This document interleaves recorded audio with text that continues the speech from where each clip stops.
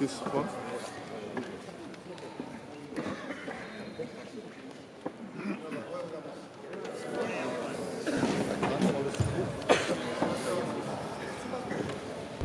뭐いうのかな。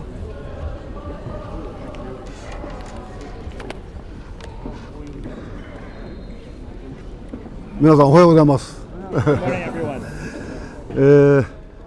私は千葉県、日本の千葉県の太平洋側、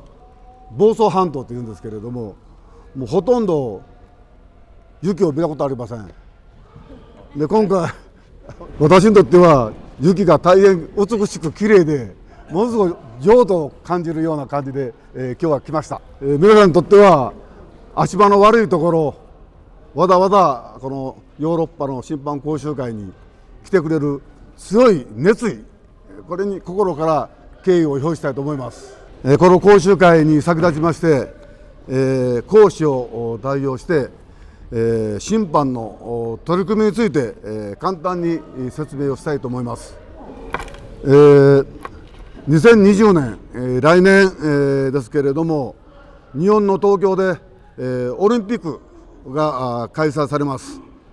競技数は、聞いたところでは33競技、そして、種目が339種目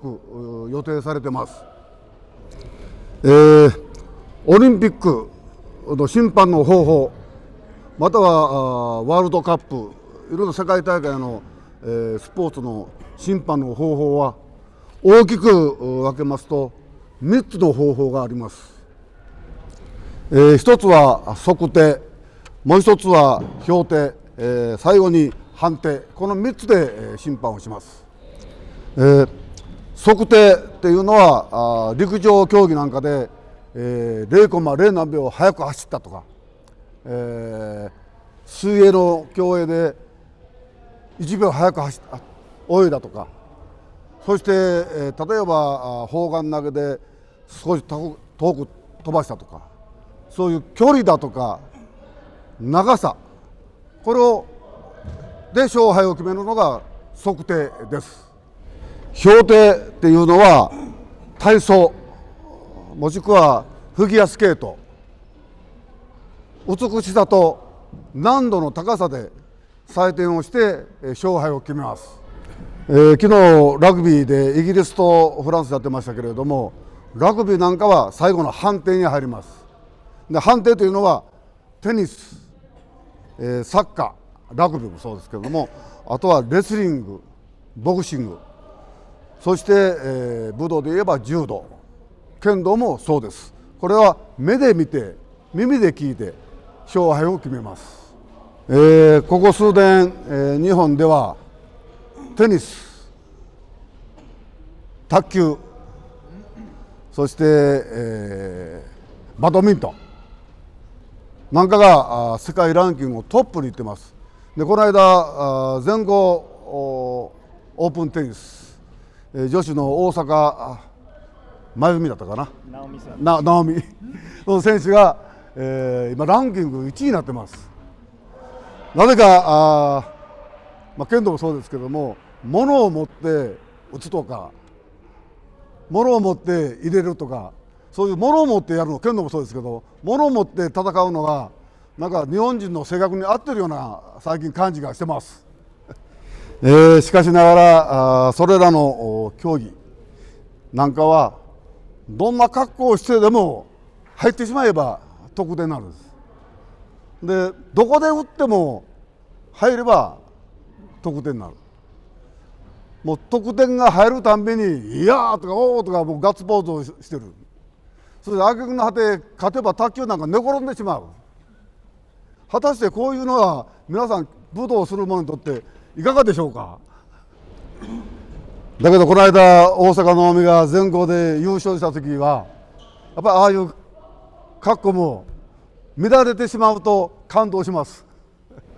皆さんもご存知でしょうけれども、剣道の有効打突は充実した規制、適正な姿勢を持って市内の打突部で打突部位を発字正しく打つ、そして、斬新あるものとする、これが有効脱の条件として決められております。どんな格好して、撃っても剣道では適正な姿勢ということがあるので、一本にはなりません。またどこで撃っても剣道では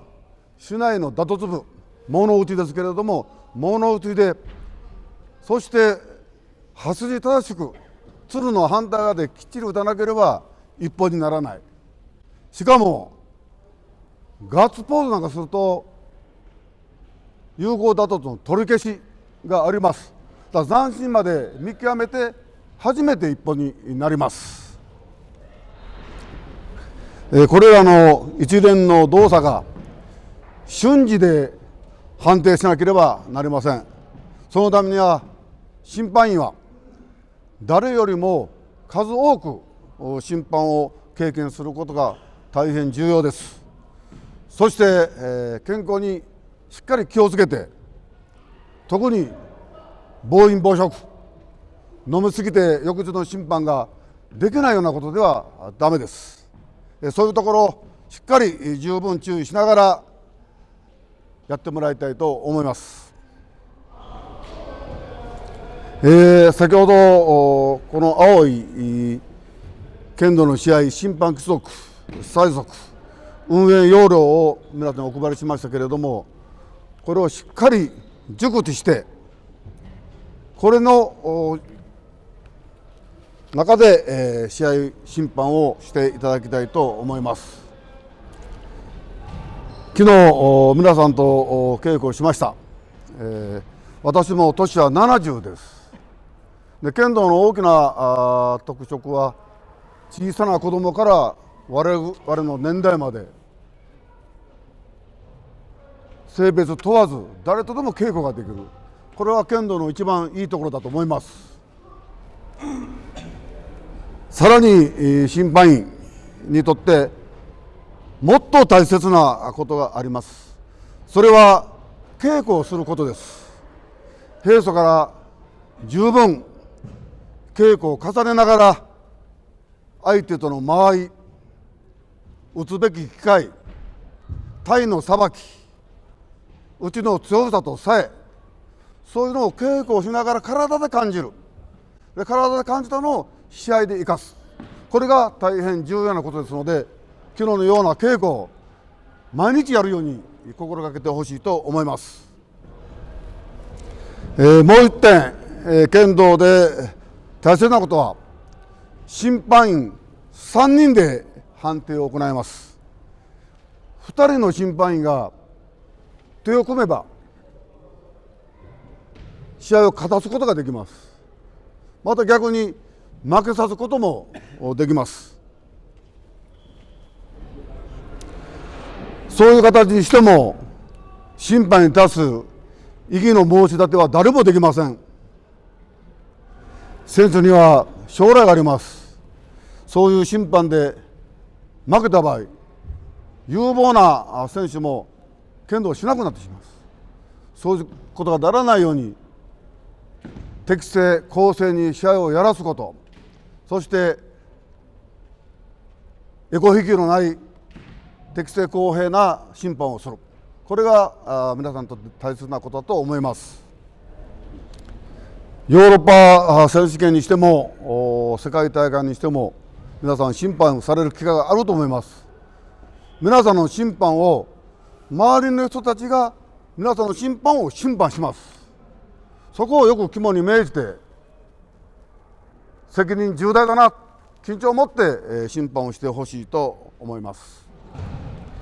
最後に、審判員は正しく判定する、これはもうご存知だと思います。ただ人間です。神様ではありません。失敗することは多々あると思います。その失敗を恐れないで大きな声で堂々と判定をする。入っていないと思った時には堂々と旗を振る。これが大切なことだと思います。審判員は競技者にやる気を出させる、もっとしっかりやろうっていう気持ちでやる。逆に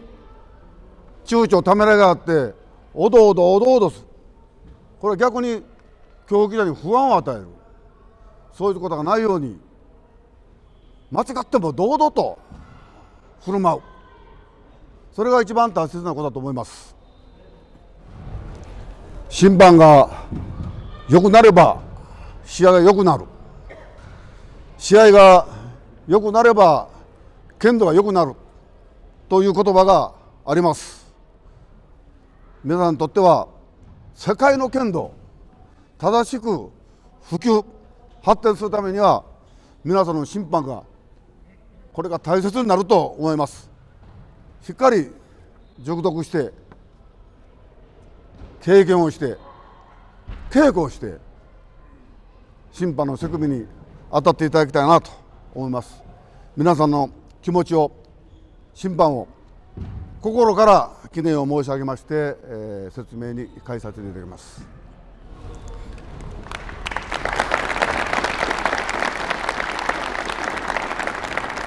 この後実技に入りますけれども、解散した後は笠村先生による一つの会場で審判の所作等を指導していただきます。それが終われば映画先生による、競技者模擬試合をする人のアップを兼ねた技の練習、いろんな指導の仕方、これをデモンストレーションを映画先生にその後してもらいます。それが終わってからレッドゾーン、ブラックゾーンに2つに分けて、それぞれ審判の実技に入ってもらう予定になっていますので、どうぞよろしくお願いいたします。We would like to move to the practical aspect of the seminar. After this,